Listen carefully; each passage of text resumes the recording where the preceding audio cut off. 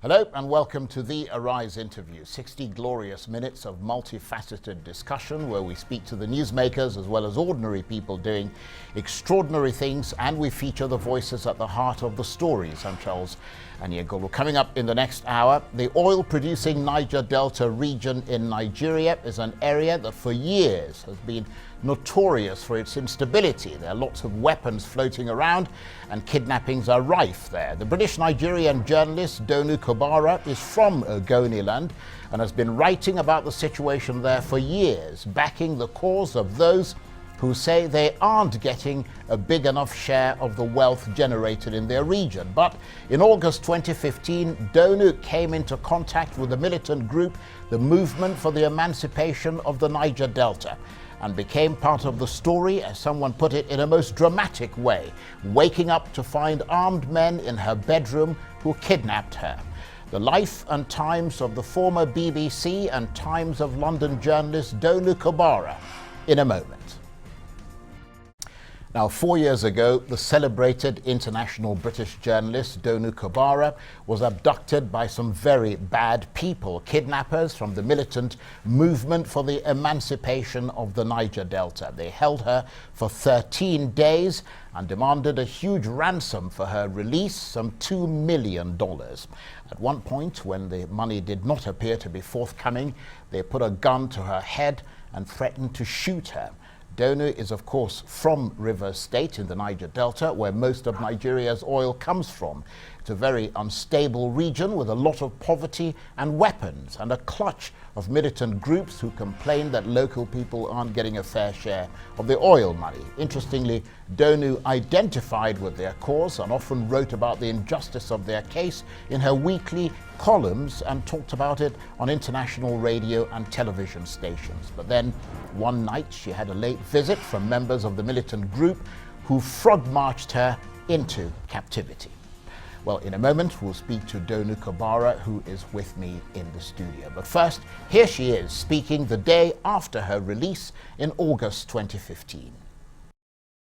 I was being frog-marched out of the house and blindfolded and told to shut my eyes and taken to an unknown destination somewhere in the middle of the creeks. I actually thought I was going to die there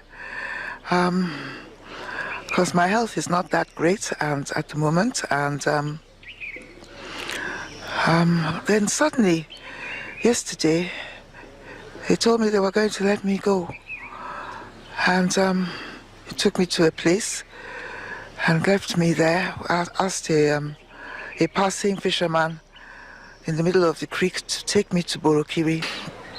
It was just very frightening, not knowing what would happen, whether I would see my family again, my little boy, my son, and I'm not really knowing what I had done to deserve it. I'm delighted to say that 4 years later, Donu Kogbara is still safe and sound, and she joins me now in the studio. Thank you very much indeed. I can't even begin to imagine what you went through. I mean, it's 4 years hence, but you know, it must have been so traumatic. Just take us back to that day in August 2015. You woke up, you found armed men in your bedroom. I mean, you were a bit foggy, and you looked up and there they were. I mean, that must have been, to say something that is pretty obvious, a big fright. Well, yes, it was scary, very scary. Actually, I wasn't terrified initially because I thought they had just come to rob us. Because my family had actually been robbed twice. Right. We'd been through 2 armed robberies. And that was in your house in Port Harcourt, yes, which is a pretty big house, actually. Yes. I've seen it. Yes. I can imagine that's a temptation for yes, people to sort of... And I have to tell you, I've never slept a night there since. I can imagine. Anyway, so I just thought, oh well. I hadn't been there when the previous armed robberies took place, but I assumed that this was what was happening, because the first thing they did was they asked for money and valuables. And I kept all my money and valuables in a little carry-on cabin luggage type of thing in the bedroom. And so I pointed to it, and they opened it, they took the jewelry, they emptied my jewelry cabinet. And I was just thinking, thank God I had something to give them. And you thought it was over, basically? Because I had heard about these people lashing out in anger if they come and there's nothing, except a rickety old TV maybe. And then they just said, come with us. And I was frog marched out of the house. My mother was there trembling. The girls who worked in the house were lying flat on the floor because they have a bedroom next to mine. So the house is in a sort of like U shape. So we had to walk past their room to get to the front door. And they were lying flat on the ground with the guy with... They were pretty traumatized too. So clearly they came for you. I mean, Yes. that was, Yes. you know, that was because they left your mother, they left the other people, and they went for you. Well, they specifically asked my mother for me because that's how they got in. She was getting ready for church. It was very early on a Sunday morning. And they got her at the front door and said, take us to your daughter. Wow. And did you know at that stage why they wanted to abduct you? No, but honestly, kidnappings were so rife at that time. There wasn't and isn't a single family in Rivers State that doesn't personally know somebody who's been kidnapped. That's my guess. But in your case, you were obviously a public figure. I mean, you're well known both in Nigeria and internationally. And they must have thought that, you know, potentially you were a lucrative catch. Well, that became obvious quite early on, that because they started talking about me while I was there, and they said, you know, kind of, she's Amechi's friend. Amechi was the governor at the time. Right. It's Rotimi Amechi. Rotimi Amechi, Right. who's about to re-enter the cabinet. Right.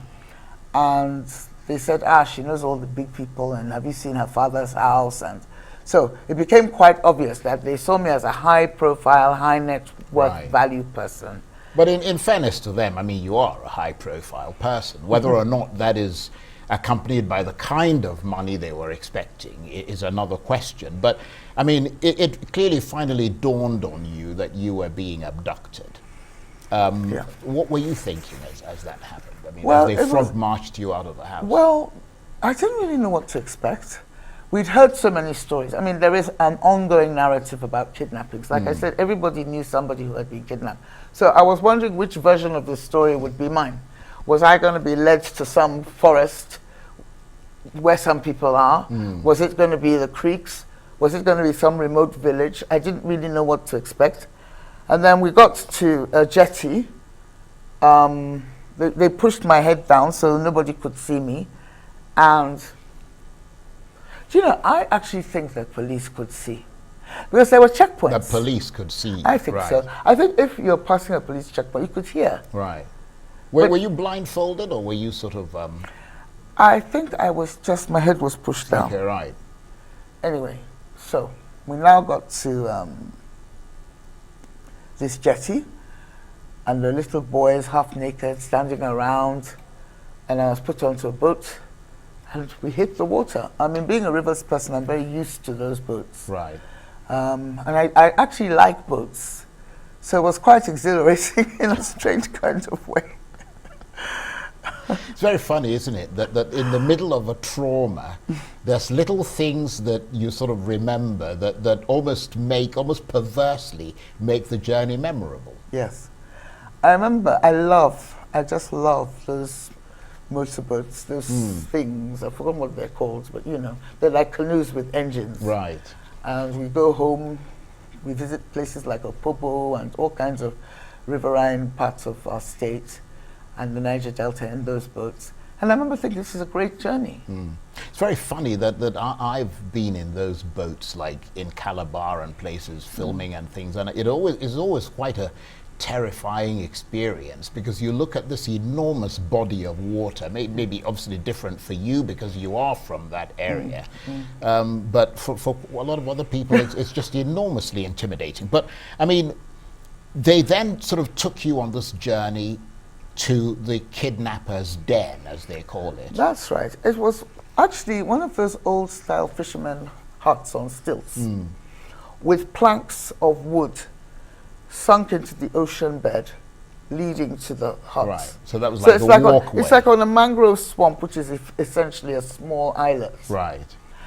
And yeah, so there's this. So they tied the boat up, And then I was expected to walk on these planks to the actual hut. I mean, that was when the fear really kicked in, because it was just terrifying. I can imagine. And I mean, you were under guard in that hut, in a swamp, clearly concerned about your life because you didn't know what they were planning to do. But beyond the possibility of getting possibly killed by your captors, did you also worry about things like, you know, wild animals? I mean, you're in the middle of a swamp, I don't know, crocodiles or snakes or something. I mean, in a place that really was in the middle of the boonies, really. Well, I know that I was very concerned because there was a rat. Now that would absolutely wreck me. Yeah, I mean, it totally freaked me out. There was this rat wandering around. The hut was probably, you know, the size of a third of this studio. In fact, a quarter. And this rat acquainted itself very quickly with the corner that was a makeshift kitchen.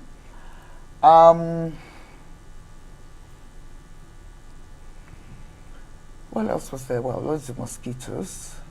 Right, but the rat was clearly fairly comfortable with hanging around there. Yes, I mean, yes. And I don't know. I didn't fear crocodiles because, again, I'm familiar with mangrove swamps, and so I've never seen one. But there possibly could have been snakes there, like waterbound snakes and that sort of thing. Yes, that sort of thing. And I would imagine there's no electricity there. No, of course not. Yeah, so that would make it... It's literally a hut, a thatched hut on stilts in the middle of nowhere. So that would make it even more frightening because, I mean, when darkness comes, there'd be shadows everywhere. Yes. I mean, and what did you learn, if anything, about those captors and why they were doing what they were doing? Because obviously you're a journalist, you're a writer, you're a philosopher to a large extent. I mean, were they just... Because I heard you saying somewhere that you thought they were just a bunch of kids who had fallen in with a bad lot. I mean, was that it, or was there something more profound, a deeper political reason you thought why they were doing what they were doing? I think what they essentially were was poor boys gone bad, who then somehow absorbed snippets of political ideology to justify what they were doing. I think you find boys like that everywhere in the world. In America, they call it the high school to prison pipeline. So even out the political issues around Niger Delta, sovereignty, resource control, these are boys who would have probably have been criminals anyway, right? What I would say is that there were 9 of them. I would say 2 were psychos, irredeemable criminals who would have been members of gangs, murderers, wherever they were in the world. And they clearly had murdered people in the past. Oh, yes. And the other 7 were just, oh gosh, boys from very deprived backgrounds who saw no future and thought, what the hell? This is how I'm going to earn my living. I learned so much about them. For example, I discovered that the fabled ransoms that are paid by big people to kidnappers, that those boys only get a tiny fraction. They have a boss. Right. I heard about one boss who flew to the UK. Every time a kidnap was completed, he would collect the money and go back to London and give them all like 50, 100, 30,000 naira Unbelievable. Each. Yeah? Just hold that thought, Donu. We're going to keep talking in a minute. You're watching the Arise interview. Plenty more still ahead as we continue our chat with the celebrated international journalist and former BBC and Times of London reporter, Donu Kogbara. Stay with us. Welcome back to the Arise interview, where we speak to the newsmakers as well as ordinary people doing extraordinary things around the world and featuring the voices at the heart of the stories. I'm CharlesAniagolu. Now, my guest today is the British Nigerian journalist Donu Kogbara, who has worked with the BBC and the Times of London, among others, and has covered conflicts in places like Iraq and Ethiopia. Donu is from Ogoniland and has courted controversy for suggesting that the late Ogoni writer and iconic environmental campaigner and activist Ken Saro-Wiwa doesn't necessarily deserve the near canonization that's been lavished on him. She says Mr. Saro-Wiwa was partly responsible for transforming Ogoniland into a toxic location in which violent hotheads were encouraged to, in her words, contemptuously dismiss moderates as vultures or traitors, eventually leading to the murder of 4 prominent chiefs in the area, and for whose deaths Ken Saro-Wiwa and 8 others eventually paid with their lives. We'll hear from Donu Kogbara in a moment, but first here's a reminder of the last days of Ken Saro-Wiwa.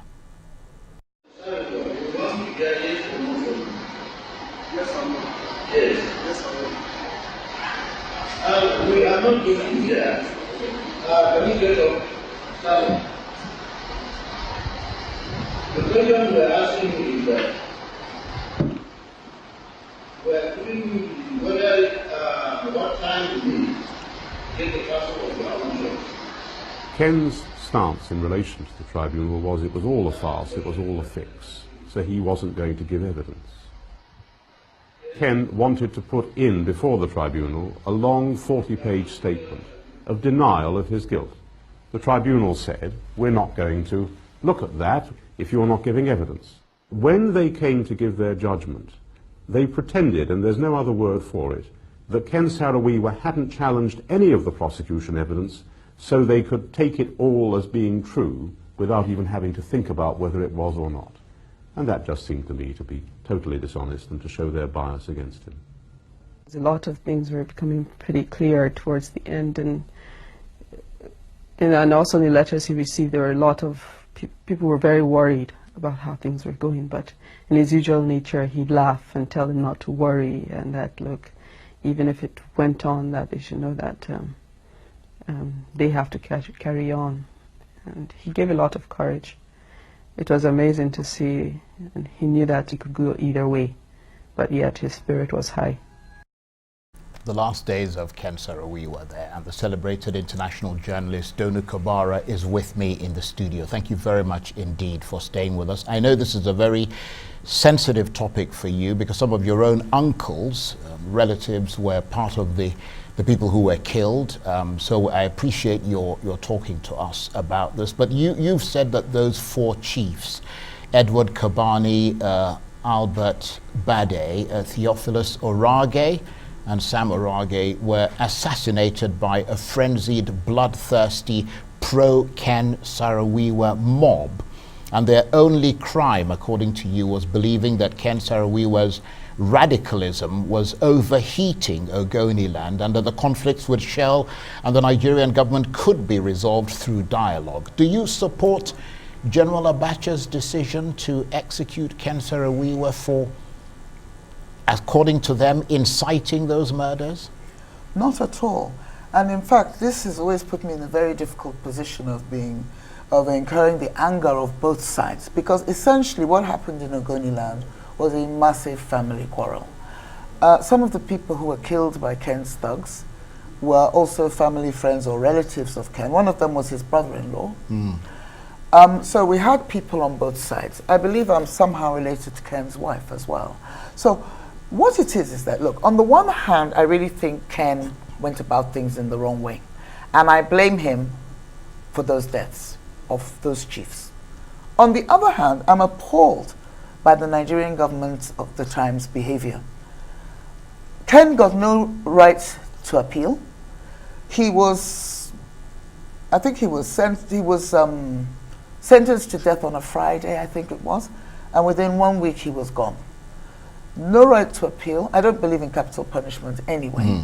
So, you know, I didn't like Abacha in any shape or form. But a lot of the anti-Ken people in Ogoniland were delighted. They thought Abacha had done the right thing. I don't. Right, and what do you think is the reason why Ken Saro-Wiwa is remembered? Because I mean the rest of the country really, and the rest of the world, I mean they don't hear the other side. You never hear anything about the 4 people who were killed. The reason for that is very simple. Ken, like you and me, Charles, was a media person. Now, when something happens to a media person, the media goes crazy. It happened a bit with my kidnapping. Yes, Is- absolutely. You know what I mean? I mean, there are far more important people than myself who got kidnapped. But it was such a, mine was so much more. It was a big story. A big story Yeah. because I was a media person. So, he was charismatic. He was articulate. He was far more reasonable overall than the people who executed him.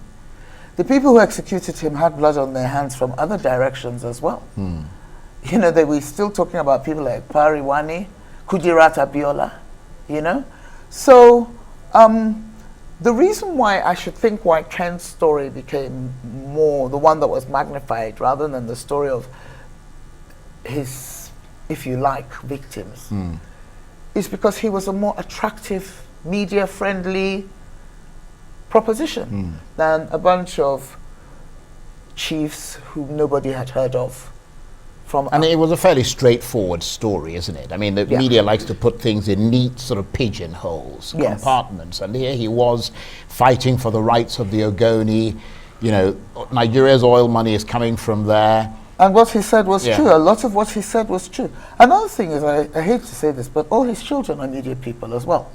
Well, So- I knew Ken Jr. quite well. Yes, and you know, I was Who friends has passed with him away too. as well. And that was very, very difficult for both me and Ken Jr. Yes, I can imagine. You know, we were very close. Yeah. But so it's a combination of professional hype plus Ken had a point. So that's the reason for that, to use your words, perceptional imbalance. Yes, the men who died were also good men. Right. I think, you know, perhaps I'm a little bit too conservative at times. I don't think that radicals are always superior to moderates. Sometimes they are, sometimes they're not. And the methods suggested by those chiefs were, in my view, no less valid than the methods that Ken It was just favored. another approach. Yes, it's a bit like the PLO and Hamas, I suppose. And Palestine Liberation Yes, of course, yeah. Organization. And I would say that, oh, Lord.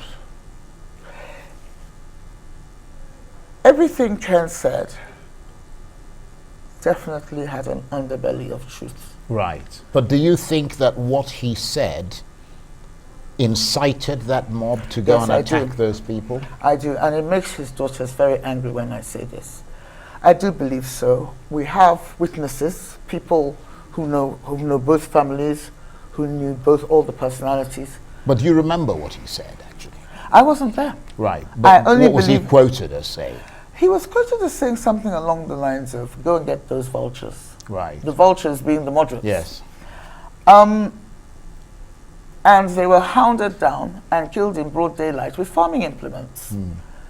I don't think that Ken meant really that they should be torn apart, like in that kind of frenzy. But you know, sometimes we say things and people take them the wrong way or take them too far. It's a bit like Thomas à Becket in the famous case, was it Death in the Cathedral, or where he said, you know, who will rid me of this meddlesome... Absolutely, The yeah. king said, who will rid me of this meddlesome man? And people went to go and kill him.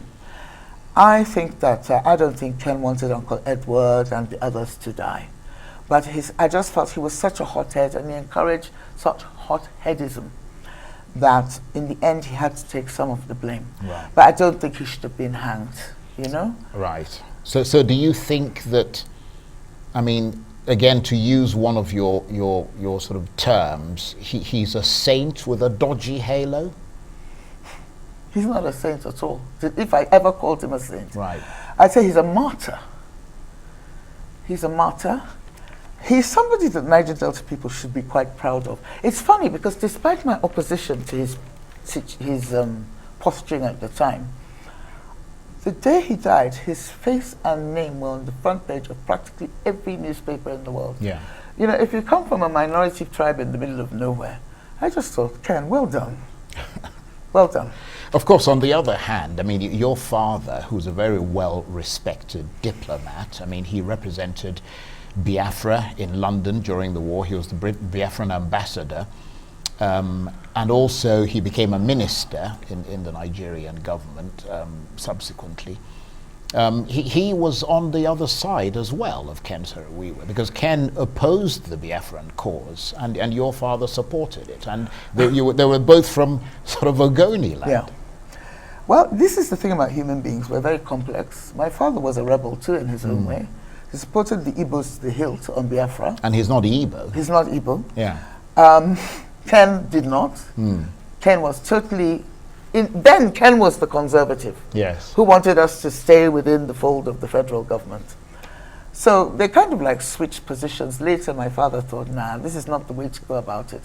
But you know, looking at what's happened since then, I think more and more sympathetic with this idea of very loud protest, very radical protest, because I think this country is not going to change without some kind of radical action. Without? Some kind of radical action. Right. I think, you know, the moderate approach, the slowly, let's talk about it, doesn't seem to be working here. Doesn't seem to be working. Well, it's dragged for a long time, hasn't it? But Yes. it's very interesting, though, that looking at your father and looking at Ken Saro-Wiwa, I mean, Ken obviously suffered death at the hands of someone. Your father has also passed away.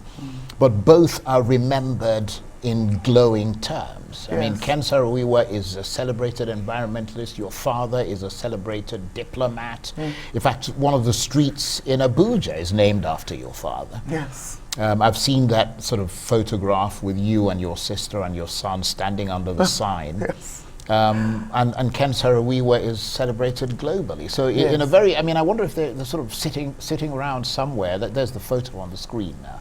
If they're actually sitting around somewhere and sort of saying, well, what a jolly interesting time we had on Earth. I mean, I can't speculate. I haven't got a clue.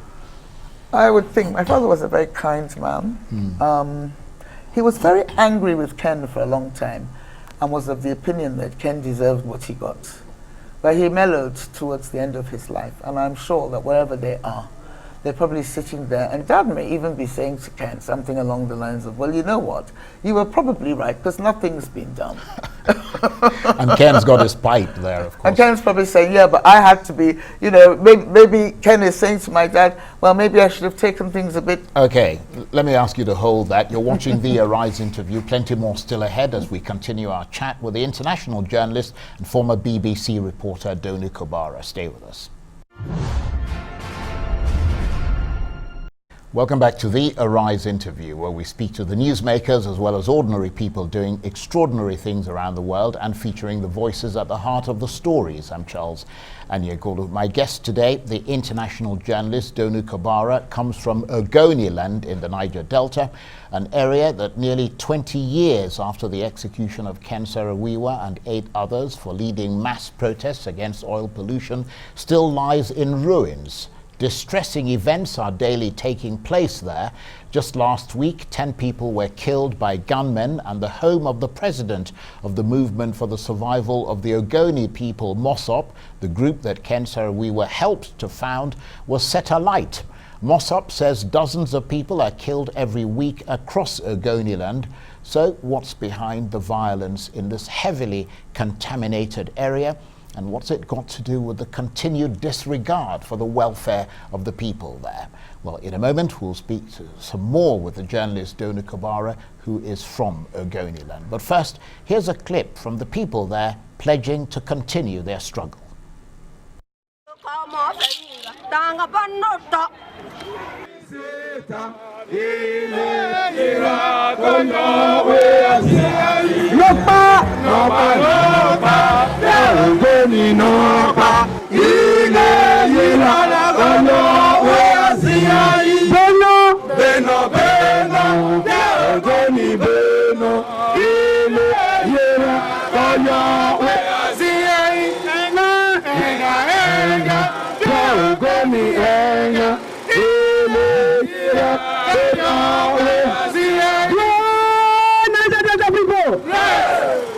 Before I am hanged, my Lord, we all stand before history. I am a man of peace, of ideas, appalled by the denigrating poverty of my people who live on a regional and that land. Disturbed by their political marginalization and economic strangulation, angered by the devastation of their land, their ultimate heritage, anxious to preserve the right to life and to a decent living, and determined to usher to this country as a whole a fair and just democracy system which protects everyone and every ethnic group, and gives us all a valid claim to human civilization. I have devoted all my intellectual and material resources, my very life, to a cause in which I have total belief and from which I cannot be blackmailed or intimidated. I have no doubt at all about the ultimate success of my cause, no matter the trials and tribulations which I and those who believe with me may encounter on our journey.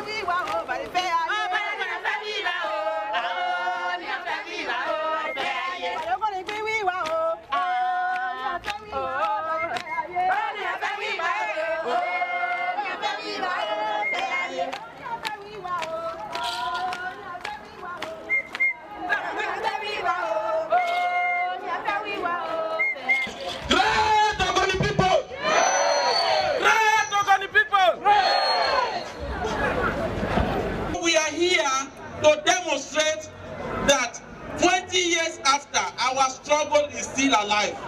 It is the struggle about our life, it is the struggle about an environment, it is the struggle for justice, not for power. So the struggle must continue.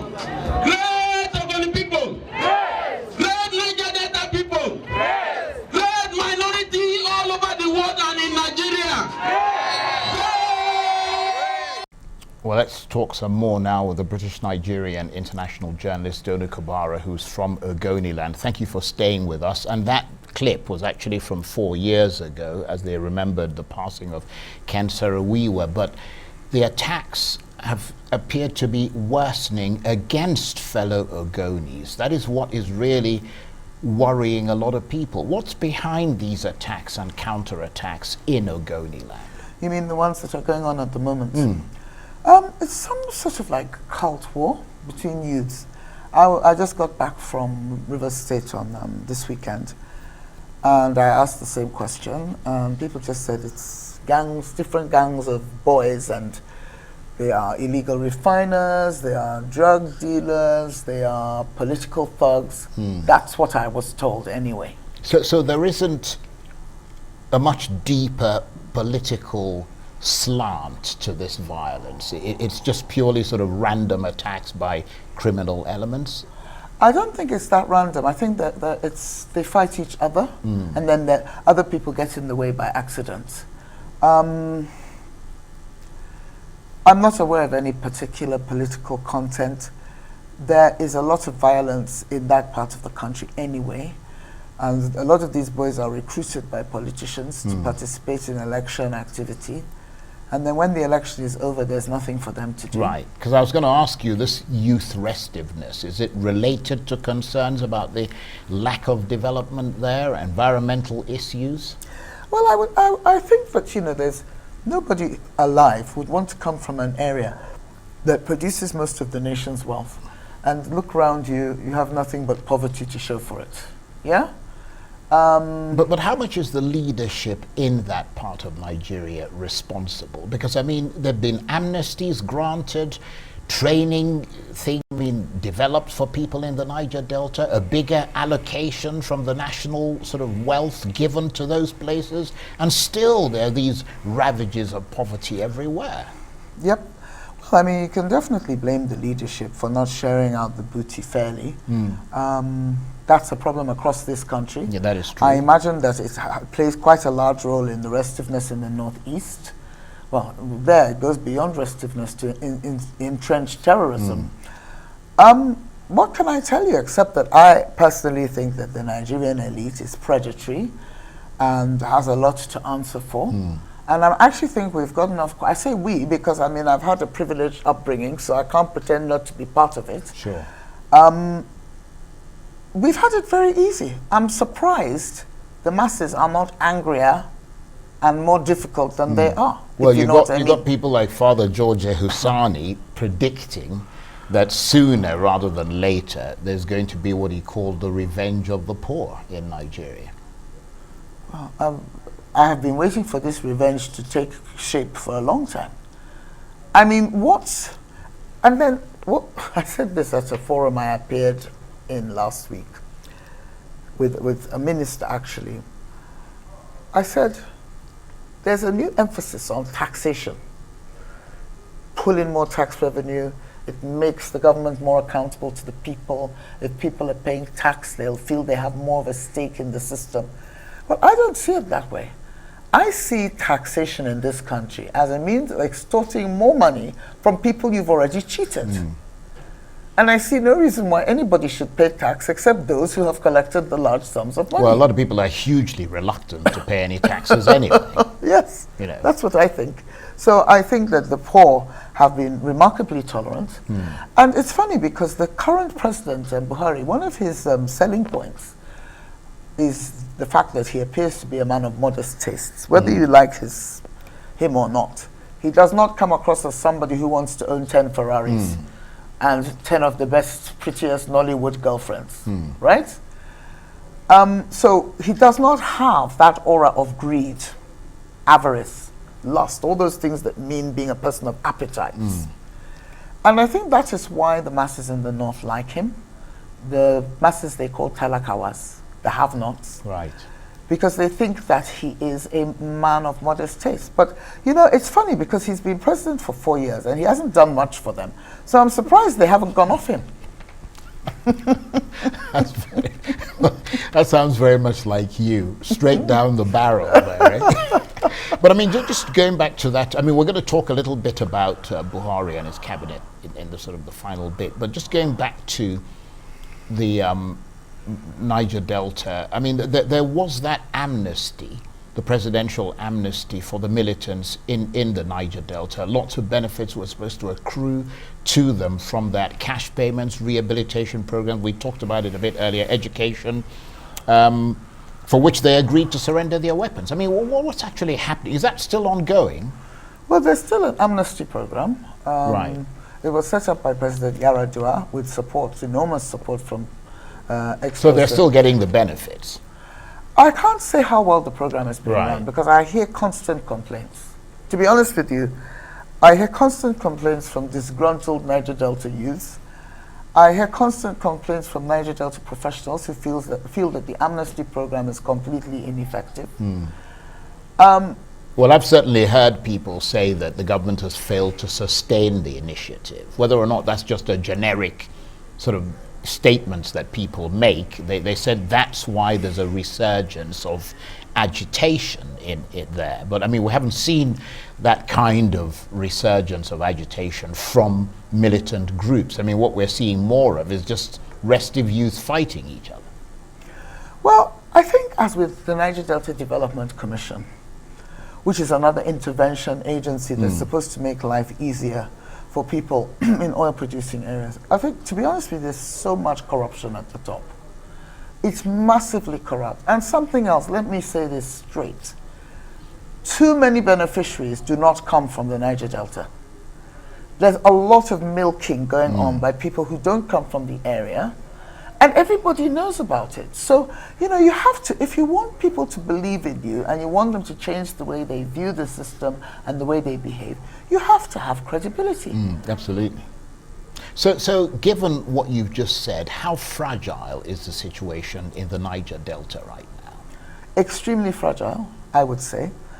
The incidences of kidnapping and beheadings and all sorts of, all these markers of a profoundly volatile and stable society that's full of unrest and unhappiness. Everything is there. It's all there. Right. And what about the pledge by the Nigerian government, which they reaffirmed in January of this year, that they were going to clean up Ogoniland? Because, I mean, there have been accusations that the implementation of that United Nations Environmental Programme report on cleanup of oil pollution in Ogoniland is flawed and that the process has been compromised. I mean, that Ogoniland is where you come from. What do you see when you go there? Well, to some extent, I'm an interested party in the sense that I did a few weeks of consulting for HIPREP, which is the Ogoni Intervention Agency set up by the Nigerian government. I did it on behalf of the British government, the Department for International Development. So, you know, I've actually worked there for a while. What I would say is that, again, there's probably not enough emphasis on ensuring that all benefits go to the people from the area.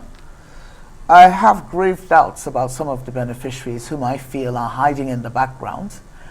But the young man who's running it, Dr. Marvin Dekil, he's very knowledgeable, he's from Ogoni. I think he's trying his best under difficult circumstances. Okay, well, let's hold that thought. You're watching the Arise interview. Plenty more still ahead as we continue our chat with the international journalist and former BBC and Times of London reporter Donu Kogbara. Stay with us.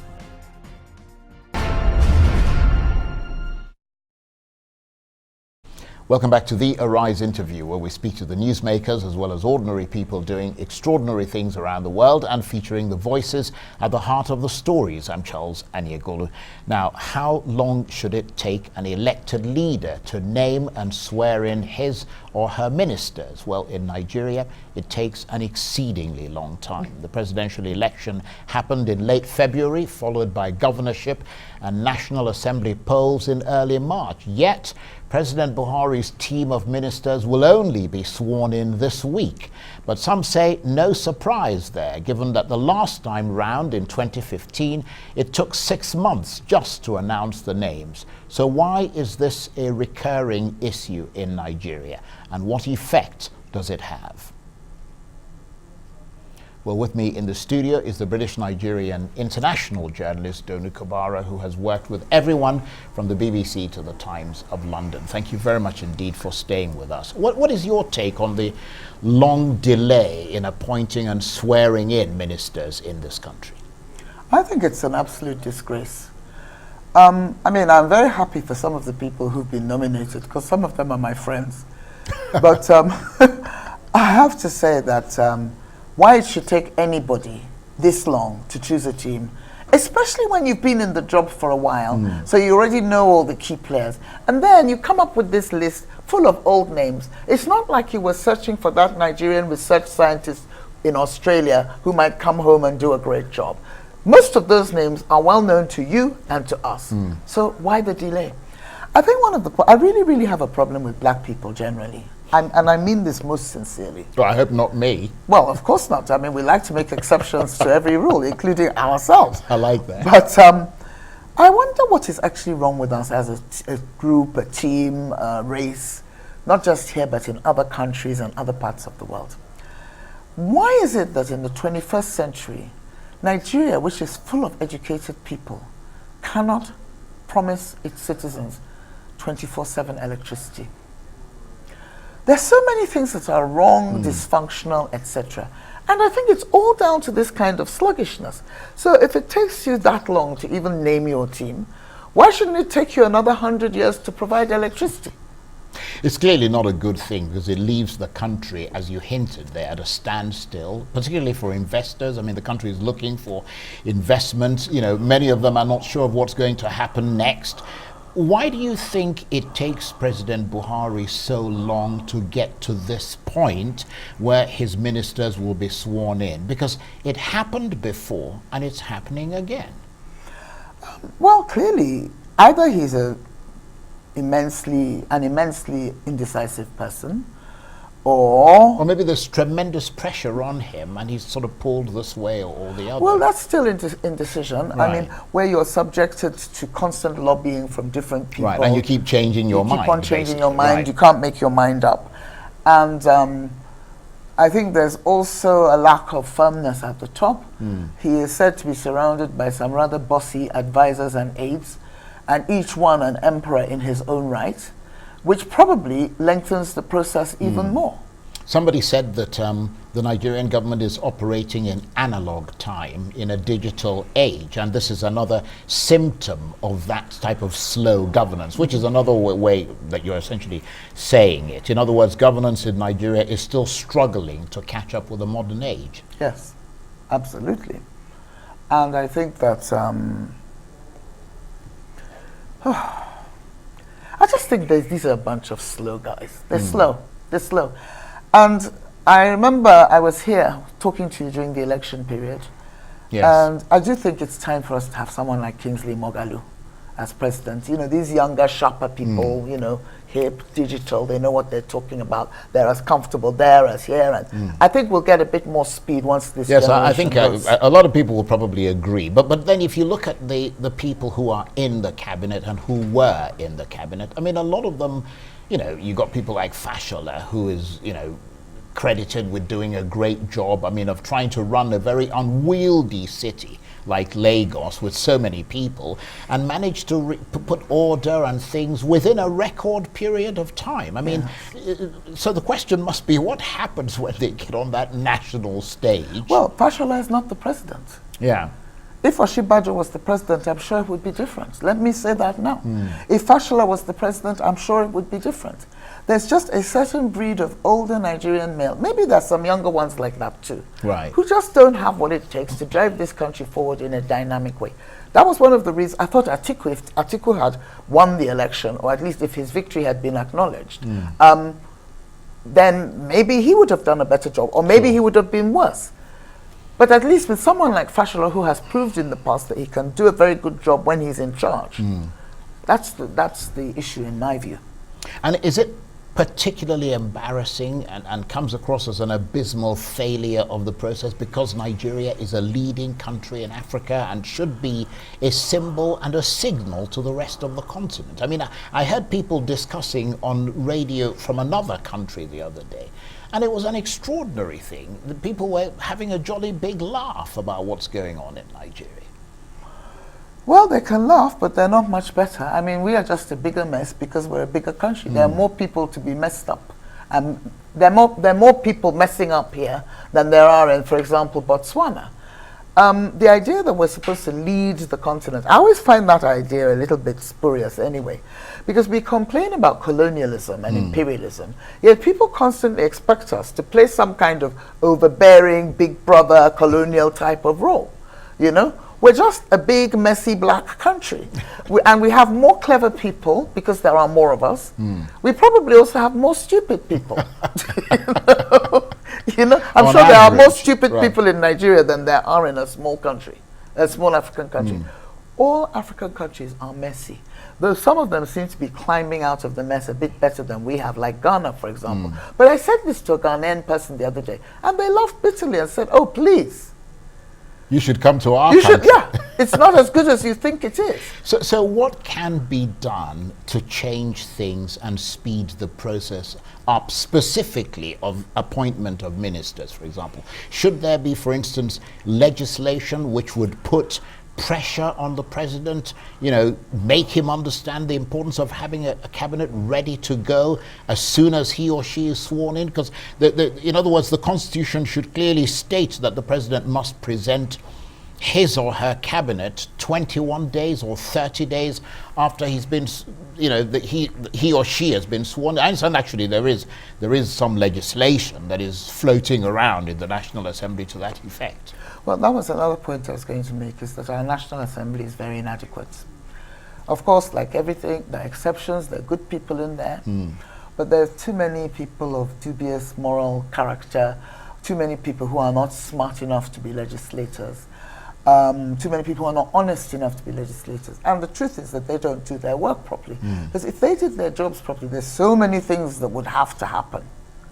And you can't get certain types of laws passed because it's like asking turkeys to vote for Christmas, you know? So, and the executive and others are constantly able to change and delay things through all kinds of nefarious means. So, if you were to ask the legislators to insist on a law whereby within 30 days the cabinet was in place, you would probably hear of brown envelopes being passed around and the thing dies a death. Right. I mean, I don't know. I mean, I've never been there when anybody accepted a brown envelope, but I've certainly, there's some things I know that I can't say on TV, you know? And has all that affected your expectation of this government? Has it not come through in your assessments, the government of President Buhari? I'm very angry with President Buhari, extremely angry. I mean, I supported him in 2015 against Goodluck Johnson, who is my brother. I mean, you know, honestly, the distance between the Impatience Jonathan's village and my own is like probably a 10-minute drive. So they really are from my neck of the woods. But I didn't think that they were effective. There were a number of things they did that annoyed me. So I thought that Buhari was going to be this soldier with a ramrod straight back who wasn't going to take rubbish from anybody, including me, right? And he was going to deal with all of us, regardless of party, and he was going to whip us all into shape and move this country forward. Now, a lot of people told me that I must be mad if I had that much faith in him. But I did have faith in him, and here we are, 4 years down the line. Frankly, I think Goodluck was better. I think, let me not be familiar, Dr. Goodluck Jonathan, I think he was better. And I'm very, very sorry that I supported Buhari instead of him. And so did you support Atiku in the next election? Yes, I did. Just immediate past Yes, election. I did, yes. For me, it was between Atiku and Moghalu. My only thing with Moghalu, poor thing, the system wasn't going to support the candidacy of somebody like himself. And with this obsession we have with zoning, he came from the wrong part of the country for that point in time. There's so many things that go wrong. And you know, it's so funny. People keep on saying to me, well, what's your main beef against Buhari? And I said, my main beef is that he's not strict enough. Okay.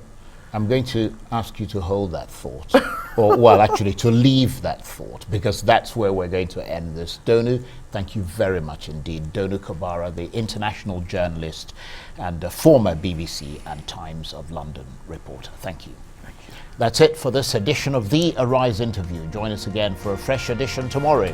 From me and the entire team here in Abuja, bye-bye, and thank you for watching.